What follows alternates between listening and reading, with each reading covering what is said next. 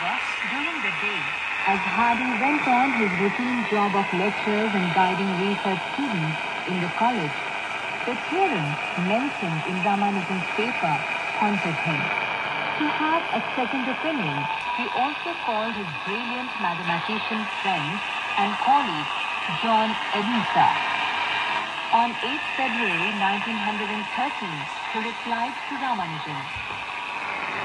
I was exceedingly interested by your letter and by the theorem which is put. You however understand that before I can judge properly of the value of what you have done, it is essential that I should see proofs of some of your assertions. Your results seem to me to fall into roughly three types. One, there are a number of results that are already known or easily deducible from the main theorems. Two, there are results which, so far as I know, are new and interesting. But interesting rather from their curiosity and apparent difficulty than their importance. And three, there are results which appear to be new and important.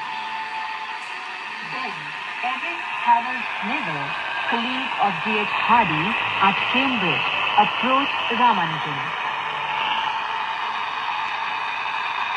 My dear Ramanujan, on behalf of Professor Hardy, I request you to come to Cambridge.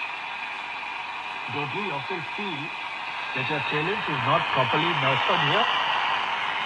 And you're not getting the respect that you truly deserve?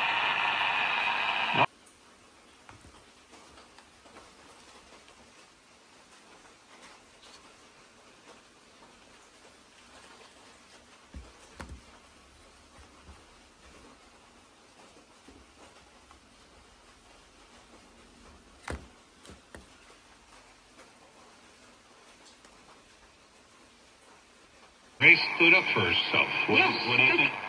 Yeah, go on. Because for women, I think...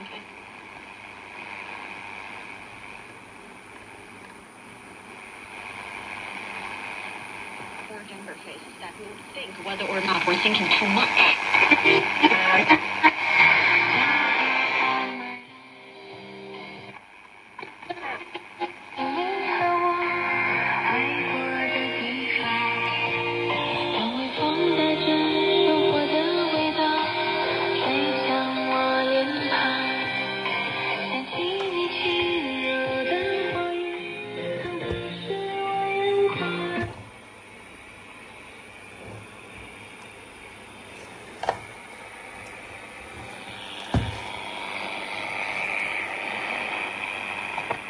社会面临无数的风险和挑战，我们只有守望相助，携手应对，才能共建美好地球家园，让和平的薪火代代相传。